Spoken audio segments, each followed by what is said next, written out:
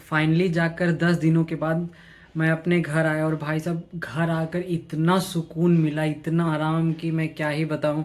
आलोक भैया तो बोल रहे थे कि 10 दिन में तुमको झेलते झेलते हम पागल हो गए, तुम्हारे साथ अगर हम 1 महीना रहे तो तुम्हारे साथ साथ हमको भी रांची भर्ती होना हुआ। क्या मैं इतना बोलता हूँ?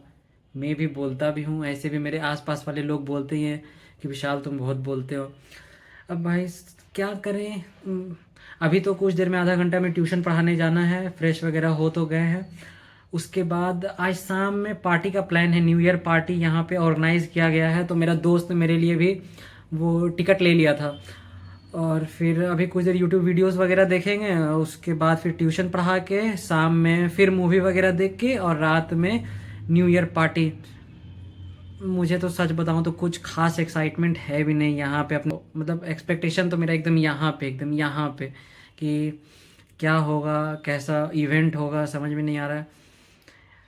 पटना में रहता तो भाई साहब पटना में भी इवेंट था, लेकिन अफसोस पटना में मैं न्यू ईयर में रुका नहीं, अब अपने होम टाउन में हुई हूँ।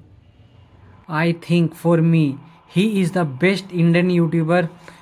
ये मेरे फेवरेट यूट्यूबर है। मैं मतलब मेरे ख्याल से जब मैं 9-10th में था और ये मेन सूत्रा चैनल चलाते थे, तब से मैं इनकी वीडियोस देख रहा हूँ। मतलब शुरू शुरू में तो मुझे ये थोड़े मतलब अजीब टाइप के लगते थे, लेकिन भाई साहब जैसे मैंने इनकी वीडियोस देखना शुरू किया, इनकी पर्सपेक्टिव भाई साहब दिमाग हिला देती है। तो मैं इनकी एक भी वीडियो मिस नहीं करता हूँ। तो देखिए अब एग्ज़ामिनेशन था तो मैंने सारा वीडियो देखा हुआ है, खाली बस इधर का कुछ वीडियोस नहीं देखा हुआ है। तो अब मैं धीरे धीरे करके एक एक करके इनका वीडियो कंप्लीट करता हूँ।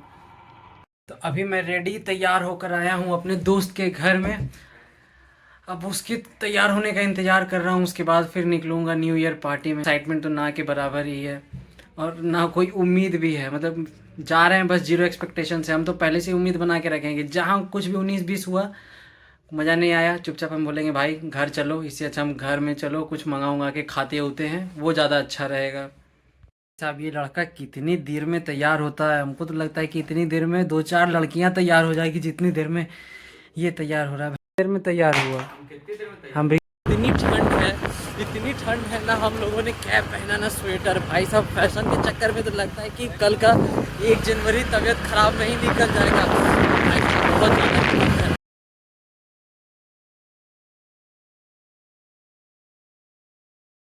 भाई साहब इतना घटिया मैनेजमेंट था उस पार्टी ऑर्गेनाइज कराने वाले का कि कोई सर पैर नहीं है। बस कुछ वैसा था भी नहीं खास। तो हम लोग बस जल्दी जल्दी निकल गए और अभी बज रहे हैं 12 और फिर आप लोगों को हैप्पी न्यू ईयर।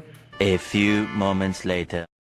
कल रात लोग सोए हैं 2-3 बजे और घर आए फ्रेश वगैरह हुए। मम्मी जो नाश्ता में टेस्टी टेस्टी खाना बनाई, सबसे पहले तो नाश्ता में मम्मी बनाई रस पुआ। बिहार का फेमस डिश है पुआ और रस पुआ। उसके बाद फिर मम्मी के लिए बना के गई है पुलाव और पनीर का सब्जी। भाई साहब बहुत एक्साइटेड है उसको खाने के लिए। और उसके बाद मैं श्वेताब सर की वीडियो देखते देखते असाइनमेंट अपना कंप्लीट कर रहा हूँ मास्टर्स वाला। अभी तक सॉर्ट आउट ही नहीं हुआ है कि डेली ब्लॉग में क्या दिखाना है, कैसे शो किया जाता है, क्या क्या दिखा सकते हैं, क्या क्या नहीं दिखा सकते। मतलब अब तो रेगुलर वीडियो ही आएगी डेली ब्लॉगिंग पे। अब शॉर्ट्स बहुत कम आएगी और लॉन्ग वीडियो ही ज़्यादा आएगी। तो अब धीरे धीरे ट्राई कर रहा हूँ, मैं सीख रहा हूँ कि क्या क्या किया जाता है, क्या क्या दिखा सकता हूँ, लोगों को और इंगेज कर सकता हूँ। तो प्लीज़ सपोर्ट कीजिएगा। असाइनमेंट का मेरा पहला सब्जेक्ट है ऑर्गेनाइजेशन थ्योरी एंड बिहेवियर का। ये रहे सारे क्वेश्चंस और ये देने हैं मुझे आंसर।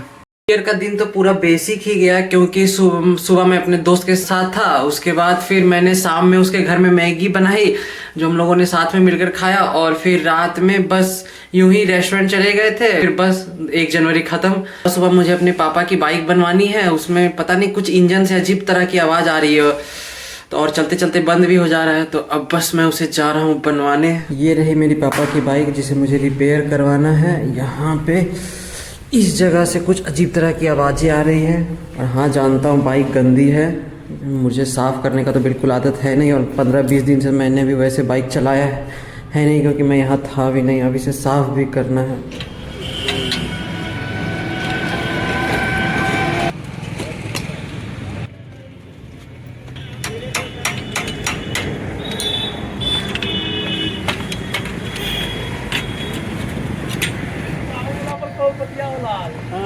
बाइक का जो साइलेंसर है ना वही फट गया था, तो वही अब रिपेयर करवाने गए हैं। मेरी बाइक खड़ी, अब जब वो रिपेयर करवा के आएंगे तो फिर लगाएंगे। बाइक तो मैंने रिपेयर करवा ली, बाइक एकदम मक्खन चल रही है अभी भी।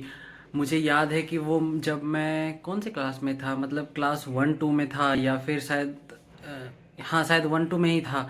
और पापा ने पहली सैलरी से अपनी वो बाइक खरीदी थी और मैं भी उनके साथ गया था। तो ये बाइक तो मेरे लिए काफ़ी इमोशनल मतलब वो रखती है फीलिंग मेरे साथ। फिर अगर मैंने फिर जब सोचा कि फ्यूचर में जब मैं अपनी अपनी नई बाइक भी लूँगा तब भी ये बाइक रखूँगा ज़रूर as a memory of my father.